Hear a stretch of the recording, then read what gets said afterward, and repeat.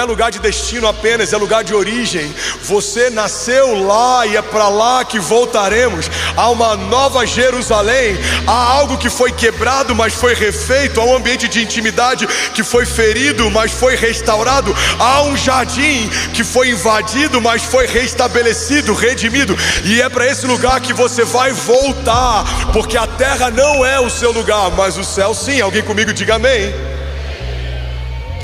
Então a palavra de Deus diz, vamos voltar para o texto: não ame o mundo nem o que nele há, porque se alguém amar o mundo, o amor do Pai não está nele.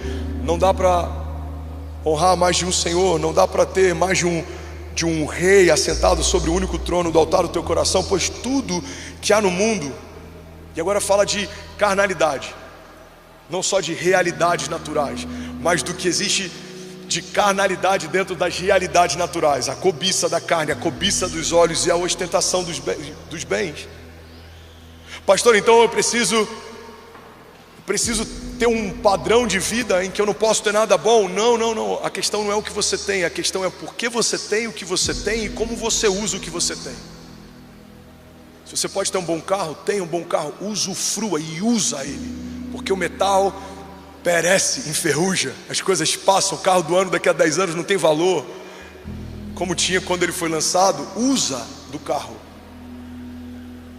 Mas quando eu ostento, significa que eu estou tão inseguro na minha identidade que eu preciso mostrar que eu consegui coisas para que alguém veja valor que nem eu consigo ver em mim. Olha, eu tenho algo de valor. Alguém que está desesperado para ostentar significa alguém numa crise tão grande de identidade que quer mostrar que tem algum valor, que poderia estar onde está. Agora, alguém seguro dentro da sua própria identidade usa coisas até mais caras em alguns momentos e ninguém percebe. Por quê? Porque ele prefere passar despercebido, usufruindo do que tem, do que gastar o que não tem, para comprar o que não precisa, para mostrar para quem não conhece quem ele não é. A ostentação é um desafio, mas as muitas posses não. Se você conquista de forma lícita, isso é uma bênção. E se não fosse, o próprio Deus não diria: me peçam e eu darei a vocês por herança nações, os confins da terra como a tua propriedade. Não fala só de comissionamento, fala de posse, propriedade. Senão o Senhor diria: e eu entregarei a vocês as nações da terra e os confins como lugar missional. Não fala de missões, ide por todo mundo, fazei discípulos, mas também fala de propriedade. Vocês comerão do melhor dessa terra. Mas eu não posso amar, eu devo subjugar. E qual a melhor forma de subjugar? Usufruir. Desfruta do que o Senhor te deu. Homem, desfruta da mulher da tua mocidade, desfruta dos teus filhos, daqui a pouco saem de casa, desfruta daquilo que o Senhor tem te confiado. Isso é maravilhoso, porque uma das armas do inferno nem sempre é não permitir que a gente viva aquilo que a gente tem potencial para viver, mas é certamente não permitir que a gente usufrua e se deleite daquilo que a gente está vivendo. É a loucura de você estar vivendo a melhor estação da tua vida e a tua mente está sendo atacada para que você não consiga celebrar o que você está vivendo. Essa é a nossa batalha. A nossa batalha acontece muitas vezes na mente. Alguém está comigo? Alguém está recebendo algo de Deus? Diga amém. Versículo 17 diz: o mundo e a sua cobiça passam, mas aquele que faz a vontade de Deus permanece para sempre. Alguém pode celebrar Jesus aqui nessa manhã?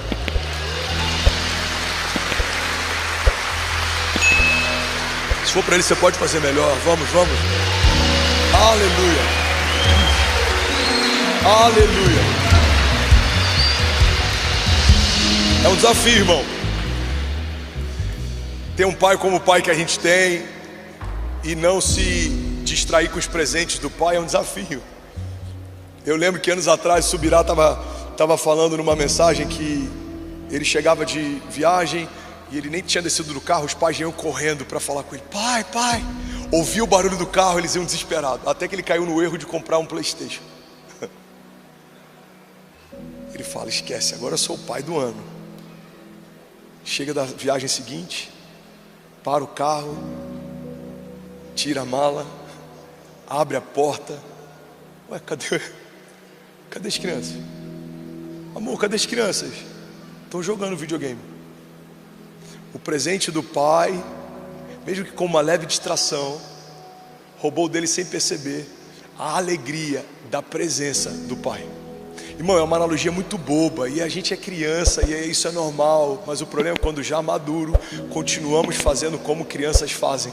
A gente está tão embriagado com a unção do pai, com a autoridade do pai, com os presentes do pai, com as portas abertas do pai, que talvez em algum momento a gente acaba se esquecendo que não é sobre o que ele nos dá para irmos sozinhos, é sobre quem ele é para irmos com ele.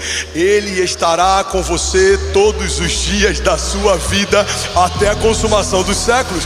Não é só sobre usufruir da unção de quem te ungiu, é sobre caminhar ao lado da fonte da unção. Não é só sobre compartilhar a revelação de algo que num ambiente de intimidade você ouviu, é sobre caminhar ao lado de alguém que você tem intimidade. Você não é um usurpador que vai acessar a sala do trono e vai viver 40 anos depois usufruindo daquilo que um dia você recebeu. Não, você está como a corça que anseia pelas águas, você anseia pela presença dele, você ama a presença dele, e porque ama a presença dele, pode usufruir sem culpa dos presentes dele. Alguém comigo diga amém.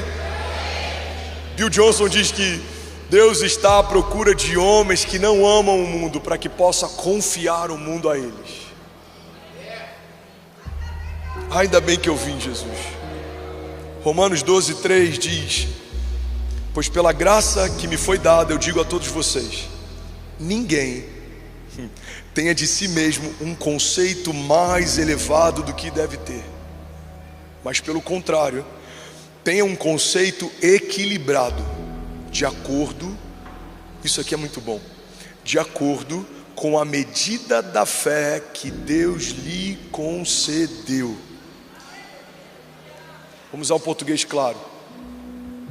Vai devagar. O que você tem, só tem porque Deus te deu. O que você sabe, só sabe porque Deus deixou saber. O que você faz, só faz porque Deus te deixa fazer. Alguém está comigo? Então não tem um conceito elevado a respeito de si mesmo, mas também não tem um conceito diminuído, porque vitimização é falsa modéstia, e falsa modéstia eu acho que é pior do que alguém que não tem humildade.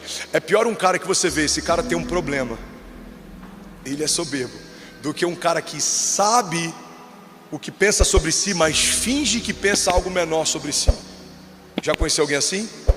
Cara, não é porque eu estou na minha presença não, mas eu sou a pessoa mais humilde que eu já conheci. Já conheceu alguém assim?